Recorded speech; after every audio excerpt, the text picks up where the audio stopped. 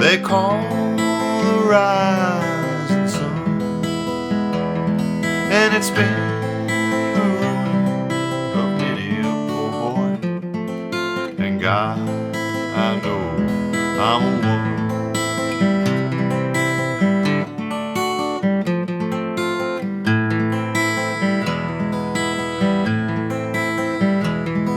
My mother was a tailor.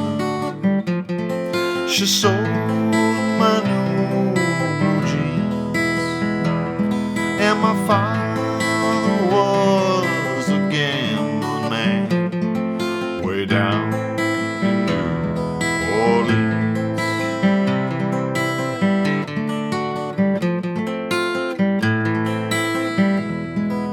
Hey everyone, welcome to MT Guitar. Today we're doing one of the first songs I learned that proved to be so essential for my technique, House of the Rising Sun by the Animals. Not only an important song for your technique, both with your fingerstyle and your ability to play arpeggios and whatnot, but also it's an incredibly important song historically, known as pretty much the first folk rock hit. Part of why it was so popular, really took the world by storm right at 1964 during the British invasion. And you had the Beatles sound, which was a bit more north, Great Britain, sort of the Mersey beat, so to speak, in Liverpool. But you had the London blues sound, which is, of course, where the Stones are from as well. And the London scene was obsessed with the Chicago blues, all the electric blues coming from Chicago. And, you know, the Beatles loved that too, but they were looking at a lot of girl groups and pop and country and western and stuff like that as well. So interesting to look at that British invasion from that lens. But this song really took everyone by storm. Eric Burdon just killing it on the vocals, listening to these blues musicians and really taking from them a lot on his singing approach. Now, as far as the guitar part, it's really good as a warm-up, just to pick up the guitar. Maybe first thing that you play might be this song. I've surely been one to do that. It uses every single finger in order, which is kind of nice, goes down the strings in order, and gets you playing in a 6/8 feel, which is an incredibly important rhythm to have. To be on a 6/8 and 12/8 are kind of the backbeat to blues. Any shuffle or swing is taken from 12/8, so 6/8 is just 12/8, one bar of it. So, you know, this song is just 1, 2, 3, 4, 5, 6, 1, 2, 3, 4, 5.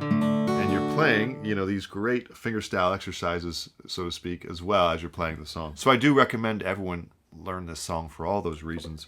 It's a great warm-up, great song historically to know, and it's just a folk song, so it's really not that hard. We have a repeating section over and over.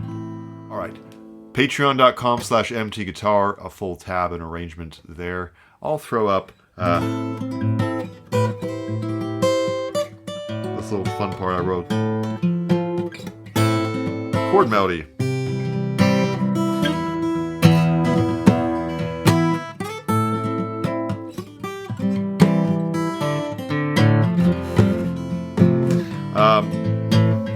Probably won't put the Roscatos in there. That's just a little flourish for the moment, but really cool, I think, to do a pedal here of an A bass. It's a little bit modern sounding. It's just what I felt like doing here. And then finally going to the bass movement for each chord. It's been the ruin for many a poor boy. Sorry. And I can't do the chord melody and sing at the same time. So, kind of cool to be able to do that in a song that's easy enough to be able to do that at an intermediate level. All right, do subscribe. It also helps the channel a lot. Really appreciate all the support. Let's go ahead, jump on in and learn this song. All right, now you can play this with a pick. In fact, that's the part in the original recording. Sounds quite nice, and it's actually a great pick workout in economy picking, where you're picking downwards on successive strings. So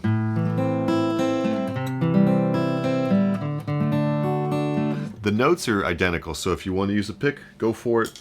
And or if you want to learn it with me fingerstyle and then switch to pick later, all the strings and notes, you know, are the same. So that's nice. You can play it in both ways. I really like the sound of the fingers.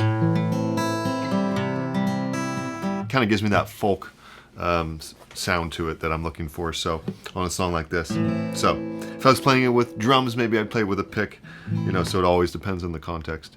So this is actually going to be pretty easy to learn because we have the benefit of it being a repeating section throughout every verse and chorus. We're going to go 5th, 4th, 3rd, 2nd, 1st, 2nd, 3rd. Okay, notice I'm doing thumb on the 5th and 4th,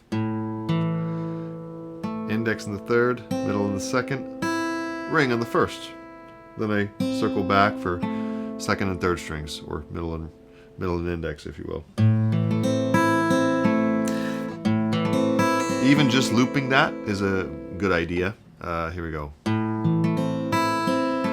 Over and over, just so you understand the pattern. 1, 2, 3, 4, 5, 6. 1, 2, 3, 4.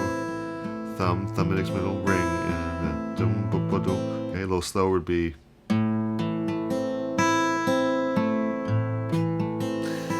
Okay, that's going to be a repeating pattern throughout. The thumb will change depending on the bass note. So the next chord is C, and the pattern is the same. D, the thumb moves up to the 4th string. So we play the 4th string twice because we need the pattern to remain always starting on that 4th string on the arpeggio as well. So I go 4th, 4th, 3rd, 2nd, 1st, 2nd, 3rd. Same with the F. We don't need a full F bar chord for this. You could if you're strumming the song, but for here we just need from the 4th string down. So 3, 2, 1, 1 on an F, and you go 4th, 4th, 3rd, 2nd, 1st, 2nd, 3rd. So from the top, 3, 4, 5, 6. C, D, and then F. Now we'll do the turnaround, A minor, like before. This time E, okay? So we go to 6th string bass, 4th, 3rd, 2nd, 1st, 2nd, 3rd. And then back to A minor as normal and E as normal. There is, let's go ahead, A minor, a house in D to F. Here, A minor to C, and then to E. Twice on E, repeat. We've covered all this. A minor, the same, C, right? D and F.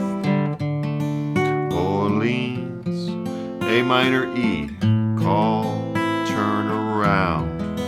One more time, and then E. After every verse, there's a interlude, which is the second half of the verse. It's A minor, C, D, F, and then A minor, back to E. A minor, one more time on E. And that is the form, because right there is the next verse. And literally, nothing changes. Now there is a solo section for the keyboard and stuff, but again, there's nothing changing with the form. It's still A minor, C, D, F.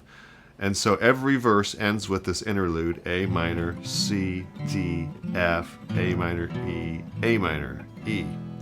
And that's the second half of the verse. So the verse always has lyrics, and the instrumental interlude doesn't. Pretty obvious there, but this is all there is to it, because on a strophic song like this, the form just repeats.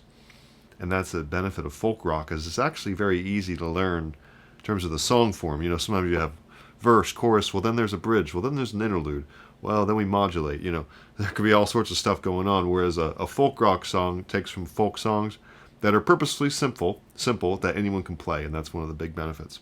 All right, enjoy, get your fingers moving, try it with the pick, and try it up to speed. We're doing it kind of slow here.